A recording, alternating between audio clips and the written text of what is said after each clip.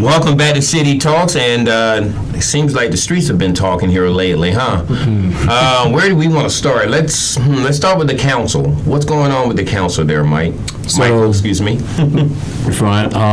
So one of the things that I've just been noticing is ever since Angela Blake, they had the restructuring of the council to where she's no longer president, she has been consistently, this is a person who sat on the council for like 7 years, really not really saying much. Then when she got into the president position, she couldn't conduct the meeting. She didn't know the rules of order after 7 years of observing it. And then, and we moved through the meetings now. April knows how to run a meeting, which is the duties of the president. It's not to be in charge of everything and everyone and tell them what to do. It's really, it's to run that meeting well. And to keep order. So what she's been doing since she hasn't been president is she still wants to, I guess, people know that she's there now, even though she was very quiet before for a long time. Now the most recent thing is she voted against paying the lawyer for the city. So there's so basically you have a general fund that taxpayer money goes into, and when they do the budget, it's like the mayor sets a budget item and the council approves. So any kind of budget amendment takes council approval, right? And that's just the standard form. Right. In general, they don't need to if there was something wrong, that's why that check and balance is there. But in this case, we have an outstanding invoice to pay the law firm that in the city service. They already did the service, and the city charter requires, in order for them to have a meeting, for them to have legal counsel. Right. So they have to have that lawyer. That's not a choice. So she voted against paying for the money to be moved from the general fund to the legal fund because she wanted to see invoices. Well, the money was to pay an outstanding invoice for that law firm, but also to put enough money in the fund for the rest of the year so that they can be paid for future invoices. Did she give a reason why she needed to see these invoices? And she just claimed that she was being, I guess, a good financial steward, right? But the rationale of give me an invoice for a bill that hasn't come due in October, that's not how it works. Right. So it was just kind of a disingenuous, it either is a sign of her ignorance or a sign of her bad faith attempt to obstruct. So it's like, do you not know your job, Miss Blake? Or is it that you're just bad at it? Pick one. Now, has there been a track record of her, stopping payments and stuff and going back and ask for invoices, or just something that just started after she's the reorganization? Since the reorganization, there's been a lot more nays from her. That's what I'm and she voted against moving the budget forward. I get the union vote. I'm not saying that this person can never vote no for anything, but there's a pattern emerging in which there's just standard city business, and then there's this grandstanding of like, something's wrong here, or we should look at this. And it's like, if you look at it, it is moving money from the general fund to the legal fund to pay a lawyer that the city charter says you have to have. Have to have. It's not anybody's choice. So you could talk about, we need a new law firm, but at no point in there, if you're dissatisfied with the service, which I've never heard any complaint about Ms. Boucher within those chambers. Right. But in the service that law firm is providing. But if there were, that's not a reason not to pay those people. That's not how you address those problems. If the service has already been rendered, then payment is due. It's due. And as the government, you don't want to be defaulting on your payments with no organization. Correct. Right? It doesn't matter. Nonprofit, business, government, you should be paying people when they do work. Now, this new way of doing things for her, is there anybody also kind of trending with her with these decisions? Or is she kind of a lone star? She's a lone wolf out there really right now. Gotcha. She's sometimes, I wouldn't say that I see any kind of lockstep of Gregory with her at this point. Okay, I was just wondering. A lot of times, if it feels to me like she just wants there to be some relevant contribution that she's making.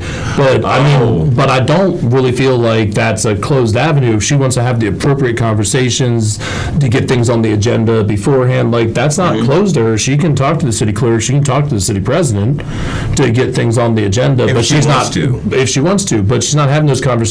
Instead, she's choosing routine city business to vote no to and it's just, you're wasting everyone's time. You're creating like a scene over nothing.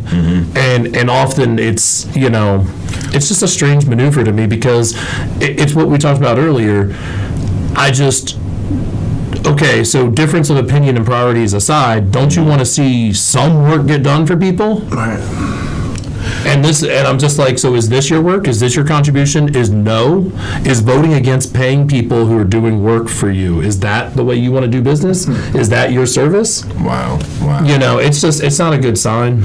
So you think it's more attitude? I mean, yeah. I hate to come down. I don't know. I can't know what's inside people's heads and hearts. I do. I'll say yes. I've read several Salisbury Independent articles. I read that every week. Ever since she was removed from the city council president, I've never seen her have so many opinions all of a sudden in the paper, and it's always kind of trying to shade Miss April. I'll just be real. Right. Ever since Miss April has become president, Angela Blake has done everything to try her best to shade Miss April and make Miss April look either incompetent, like she doesn't know what she's doing, and or she's favors the mayor more than anything and more than making great decisions as the president of the city council, because Angela fought tooth and nail everything the mayor was trying to do and or not trying to do. Angela was always his opposition. It was always the back and forth. And Deshaun before that. Yeah, facts of life. So it's now that she's no longer in that position. And again, I'm going by the articles that I've read. I've never seen Salisbury Independent run an Angela Blake opinion article 3 to 4 weeks in a row. Like that happened. And she's up to like 7 now or something crazy. She's got a, but when she was president, not to cut you off, but she didn't have these opinion articles. There was a bunch of opinion articles when she was the president. But now that she's no longer the president, man, I've seen her name in there so many times. I've just been like, man, wow, another good opportunity for me to rebuttal some things that she is saying and is trying to push in the area. So and go back to the AI thing. We can tell when that's not your voice. Facts. And that's the thing is that there was a Facebook comment the other day. Not that Facebook matters, but it literally had, when you copy and paste from ChatGPT, it pastes in quotation marks. So she was just copying and pasting straight from AI and forgot to take the quotation marks out. I mean, we know that that's what she's doing. That's the thing, is that the part that's insulting to me is how she thinks everybody else is not going to see, observe, and get this. Like, everybody's not dumb. You know what I mean? And it's just kind of like the way that these people act as though nobody else, it's like whether there's a different priority, a different background, all of us can see that. Despite any differences of opinion or priority or experience or anything like that, we can all see the same thing. And it's just like, I don't understand what they don't get about that, is that there are things outside of your belief system that dictate for people. I think it's like, I just guess it's, I think that there's a quote by someone where it's the constant assertion of belief is a sign of insecurity. And when people have to constantly go to, I'm right because of this, I'm right because of this, I'm right because of this, to me it just smacks of you're not actually confident in what you're proposing, so you want everyone to accept the narrative that you're putting out. But really, we're trying to meet people's needs and understand how to meet people where they're at. We're not interested in your narrative. That's not feeding bellies. That's true. That's not feeding hearts and minds. It's not doing really anything. And then the AI thing, as if we can't all see that. I'm like, this isn't your words. Like, and we're not all slow. Now, support. We're talking about support here, and where she gets her support. We'll start talking about busing. What's up with all these people showing up in support that we've never seen in this city before? I think it started with the ranked choice voting push that she started, and all of a sudden it's just like people showing up. And let's rebuttal, because I don't want to give her when we're right, we're right. When we're wrong, we're wrong. Sure. Mike Dunn and Lynn Foxwell started the push for ranked choice voting. Okay. Angela, I won't give her too much intelligent push. It's not her brainchild. It's not her brainchild at all. Okay. It's something that Lynn Foxwell and Mike Dunn created, and I've heard that name. Not even created. They're pushing it. It's been done in other areas. Again, shout out to Kevin Lindsay. Kev put me onto ranked choice voting months ago. Okay. Because it was told to us that we should look into this style of voting because it could be an advantage when we ran for mayor. That was what our conversation was for us. This style of voting could help us get to the seat. And when I read it and did my research on it, it was just like crazy to me. And again, as I've stated and I've said, I'll always say, if it was such an important piece, one, why is someone outside of our city again pushing it, right? Two, when you say you're not a political organization like the Greater Salisbury Committees or or these other committees that say they're not political, why do you always have your name on something tied to politics? Interesting. Right? That's another big piece for me. And then lastly, our students on the shore aren't intelligent enough that you had to go to Johns Hopkins to get students to do the research and to do the papers. But you know what that is. In Maryland, to certain people, Johns Hopkins is like a Yale or like a Princeton. Right. If Johns Hopkins does the research, then it has to be true. It has to be real. That's it. Again, we have UMES, we have Warwick, we have Washington College on the shore, we have Salisbury University. Several universities that could have participated in helping you push. Sure. Where these students would have been legitimate boots on the ground in our community to get the research done. Why use a Johns Hopkins unless you're trying to persuade the people who really feel their intellect is higher than everyone else in the Or you got to connect over there. Yeah, well, Linda Foxwell is the connect. Well, right. Well, the reason why I'm saying that also is I've noticed that coverage of our council meeting is being covered by Baltimore Sun. Yeah, he's local though. That guy's local, and he picks and chooses what articles he wants to put out there. Just let that be known as well. Nothing against him. I know. I was just wondering. He picks and chooses. He's a local. He's a local guy. We see him all the time. We know who he is, and There's not enough happening in Baltimore. have had conversations. Not when He's just the Eastern Shore beat. Plus, it also. To people outside of Salisbury, man, sometimes our politics looks funny. It's More comical. It is a good And sitcom. unorganized. It is a good sitcom. Yeah. So you got to understand. I've had friends say, "Man, I never knew so much went on the Eastern Shore." Oh man, After reading the Baltimore Sun. we make national news. Actually, I was talking to the executive. I mean, you know how many times she's been on national news in the last 4 years, and that's just on the county level. I mean. But it seems like a lot of support are people who you've never seen in this city. Now, why does this happen now with this? Well, I mean... Well, it happens because if they're trying to push a narrative, it's a voting time, right? So again, you have to have those people show up to show and make it look like you have numbers. I don't know, again, not against the union. I don't think the union personally, I'll say it on air, I personally don't think the union should have been dissolved that quick. I actually think there should have been a halt with more conversation and even pay out of the reserve funds for a year to keep everyone satisfied and then have you conversations about what it's going to look like or what has to happen to either keep it or if it gets dissolved, right? That was my personal opinion. They did what they did. But if you watch the ASME photo, the photo of them having this rally outside, it wasn't a lot of locals in that photo. There's only a handful of people anyway. Wasn't a lot of locals in that photo.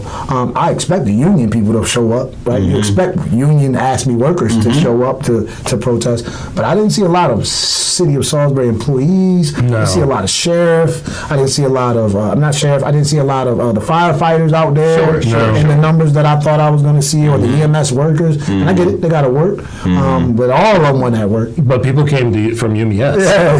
You had union workers from UMES there. I was trying to figure out why. That was, they just... Because they're union workers, and that's what they're supposed to do. Yeah, Like, sure. they're Support supposed to each show up. other. Correct.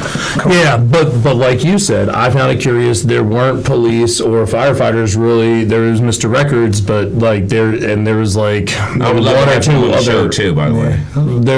There was one or two other individuals, but there was not a large show of support for it. I will say I've seen people dissatisfied with the financial priorities of the city, and then being like, how was this determination made? Well, you can go on PAC 14 right now and watch over a dozen budget meetings. Like, they definitely thoroughly go into that every year. That's not a special thing. It's not a partisan thing. You have people from every department, because every department gets allocated, so every department reports in order for them to even know what the line item that the mayor sets is based off of information given by departments. So the way that like they make the budget every year, besides going off of what's prior been there, it's they're responding to people in the city. There's information, there's testimony given, there's a whole procedure. It is frustrating when it feels like you show up for something and the decision's already been made, but also it's frustrating to hear people say that they care and they don't show up.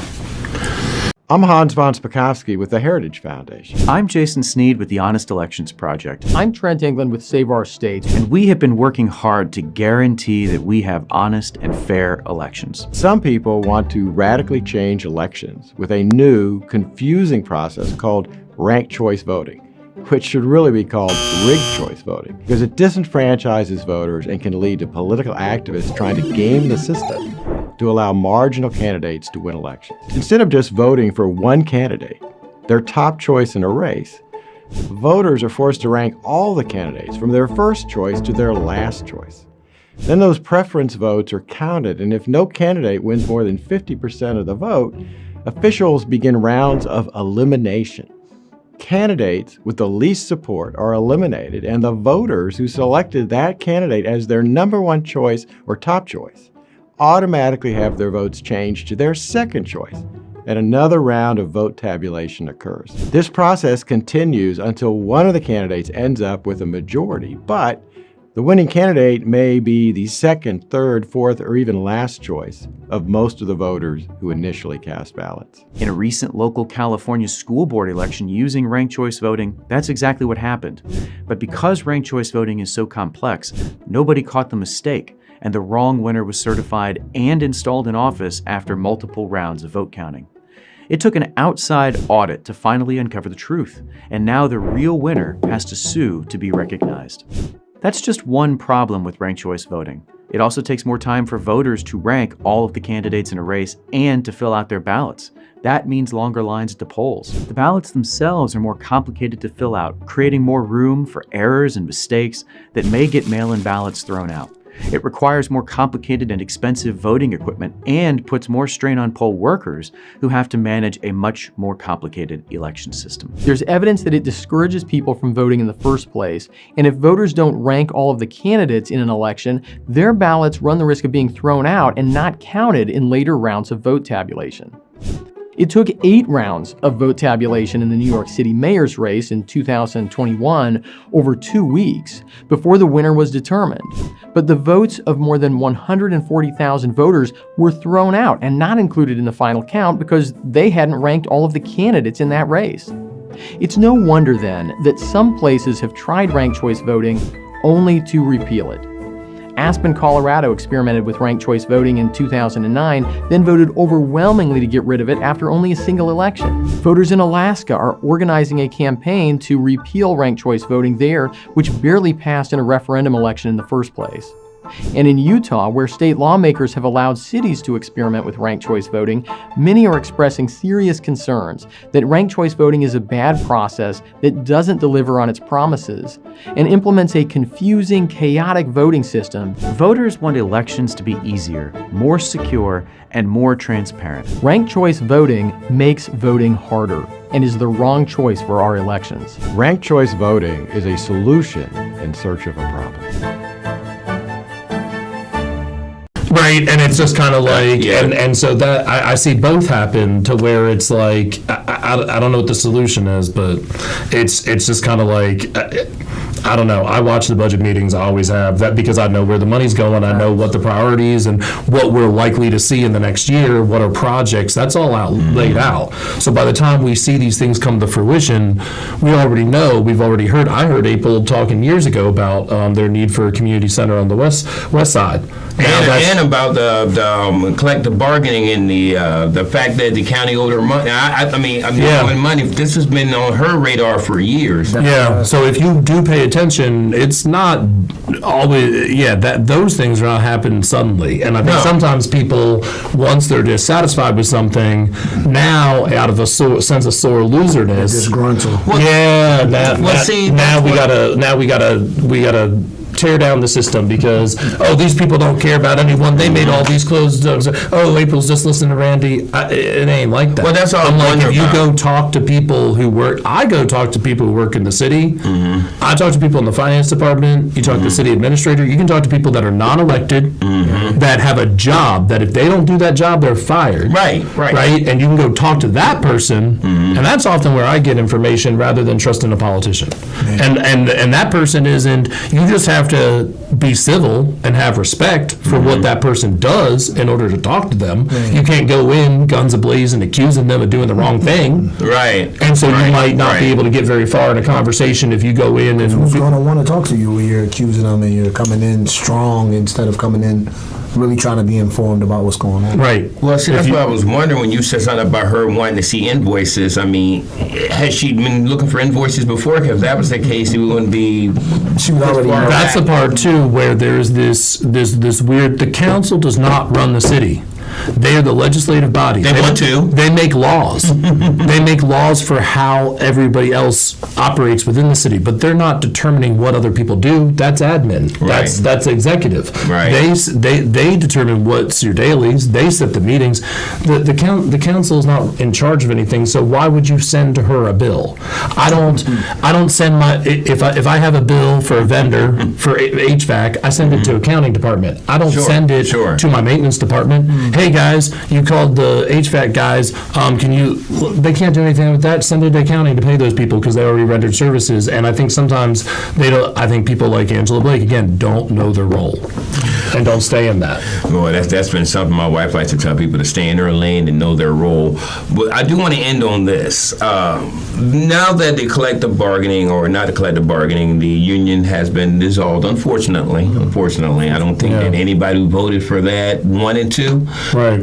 Now they want to put it on the ballot. Here's my big question. Okay, first of all, to put it on there, they need to get a certain amount of signatures. I know that because we've been trying to get term limits on the council for the county, and I needed 15,000. Long story. Oh wow. Okay. But for the city, you need 4,000. Here's the funny part. How many people voted last time? About 3,000. And a lot of them voted Less. because you were running. Yeah. So they're going to need to motivate 4,000 people to think how they do or to agree with them. Not saying there's not people out there that agree with them. Correct. Now, where would they get these signatures? Would they be within city limits, or are they going to UMES? And I'm going to go a step further. The people that are doing it, okay, ran last time in the election against him. You had Alton join the race last minute with that handoff from Heath, and even though this man had been running for 6-7 months at that point, and if she along with Shore Progress, as a member of Shore Progress, Alton is part of this leading the charge along with the union to get these signatures. If they could do it, then Alton would be mayor now. She's not, they can't do it. That's my challenge to them. If they want to prove me wrong, awesome. Then y'all get what you want. But I don't think that they couldn't motivate barely 3,000 people to vote in the election for everyone. Right.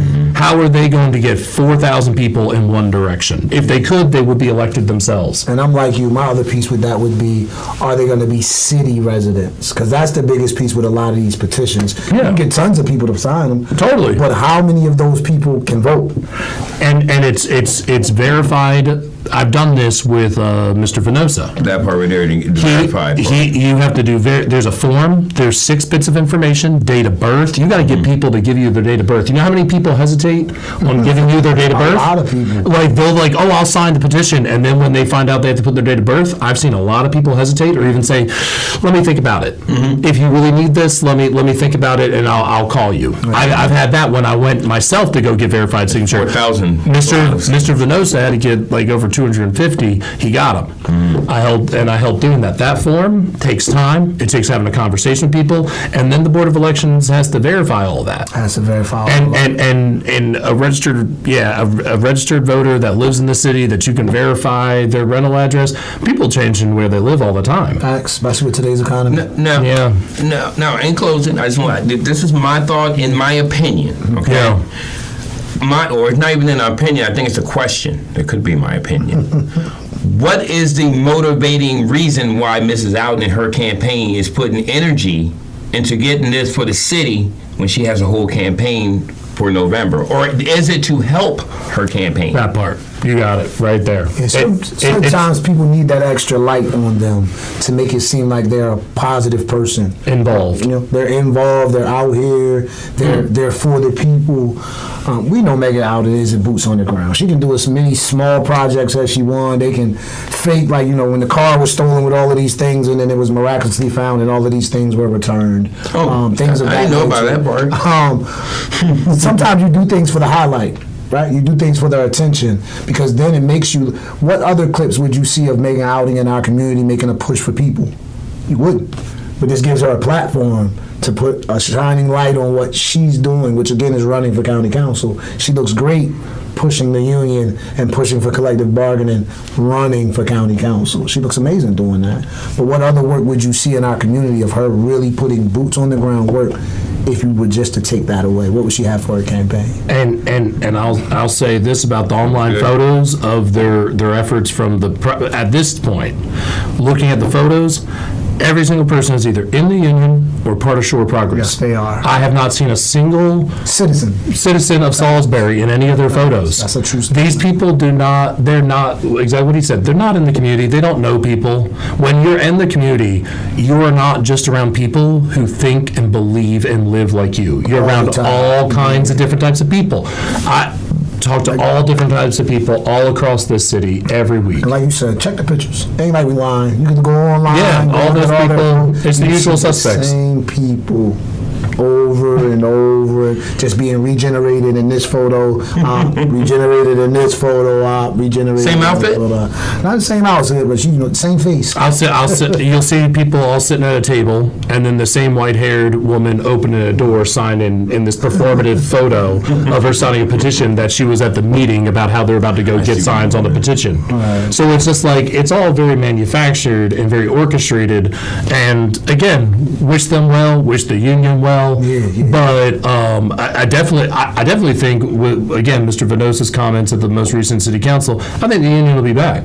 I think we are a growing city, and even if we're not at a time right Just now, can't afford it right now, that's all. but I think that it is inevitable that kind of structure for labor union, that'll form again. But I don't think that it's going to be put on a ballot by, again, 4,000 people when we didn't even have that participate in the last city election. That's what I'm trying to figure And, out. I'll say, I hope and pray that all of you sign the petition if you live in city limits. Yeah. I want to see it on the ballot because, again, it puts it in the hands of people. But you have to know also what comes with that. If that's something that can be voted upon and we vote for it, where does the money come from? Well, that's what I'm has going to be say. cut? I mean, What has you to can be put it taken in away law, from? and if you still don't got the material, That's what I'm saying. That's my thing. Is I'm like, so we get 4,000 signatures to put this on a ballot in 6 months' time, and we're going to get on the ballot. But there's a cutoff for that ballot in August or September. So you have less than 6 months to get 4,000 signatures when you couldn't even get 4,000 votes ever, even total, let alone for yourself. But you're going to get 4,000 votes in like 4 months, and if you get it on the ballot, then people vote for it, and then you still don't know the mechanism. Again, what they voted against was to take out the part of the legislation that allowed them to have that collective bargaining component, right, which has to have a legal precedent for them to form and operate that way. Right. If you vote, we want to put this legislation back in, that doesn't make it enforced law. That doesn't mean that there's a plan in place now because you put this law. Facts. A lot of times with laws, there's a ton of good intentions for public health and safety measures that never get off the ground because this isn't enforceable. This isn't enactable. that's like I say, it's impossible to we don't do. have the money. That's it. You I'm know, not saying we don't have the money. you What I'm can't saying get is- blood out of a turnip. Yeah, there you go. No Yeah, school. and where's that gonna? What you said? Where's that gonna come Not from? even the blood come on. Where we gonna get the turnip first before you even try it? Like, we gotta get the turnip first. I mean, I would like to see it work out. I don't think these are the people. without taxes raising. And that's the part, and that's why I said when you vote for it, you got to know what comes with it. I mean, if you, That's what I hear from people when I talk to people in finance. They said they're like, it's this or a significant tax increase. I just want to say, careful what you ask for. Here's the thing: if you keep saying that I need this brand new car and you get the brand new car, guess what? You're gonna have to work extra hours to pay for it. And you've talked about this before. We're already getting double taxed if you live in the city. Yes, you are. So, I mean, if we don't want to see that situation worsen, then it seems like we should maybe work on solutions a little more before we start. And that was why I said we should have paid it out of the reserve fund this year. And then took a whole year to put it in front of council, got people come in, do work sessions, do the speaking, to say, weigh our options. If we keep this, okay, we'll have to increase taxes. These things may go up. This may happen. This may happen. To let people really weigh it for themselves. Sometimes people have to weigh it for themselves. Which one of these make more sense for the people? Instead of just bringing it to the table at a meeting where you don't have enough time to really make a deep down discussion. No, because now it's a challenge to whether or not you're a good person or not. Now, whether you support the union becomes this test of your character or who you are as a person. And it's like, and you should not be testing your neighbors' beliefs in that way. Right. That's not appropriate to me. That's not how I was raised. It's rude. Right. You know what I mean? You don't have a right. I believe in freedom. How Jermichael conducts his home and his house and the values he wants to instill in his kids, I don't have a right or a say there. Right. That's not mine. And I think that people don't respect that freedom of choice. If you don't think like them, you're the enemy, period. And that's why we don't get anything done. That's why we don't get anything. You know, I mean, the unfortunate thing that I have learned in politics is the only thing that a politician would agree with each other on is that they're not going to agree. Facts. You know, and the bottom line is that the person paying the tax is the one that suffers because of this back and forth. Correct. This has been another City Talk. Thank you, gentlemen. Again, there's so much to cover in the city. I can't wait to see what happens in the next one. For sure. But for this one, I want to thank you both, Jermichael Mitchell, Michael Langford, for joining us, and thank you all for tuning in. This is Bridging the Gap. Have a great one. I walk my walk, I walk my talk. I've been through hell, scars inside, but you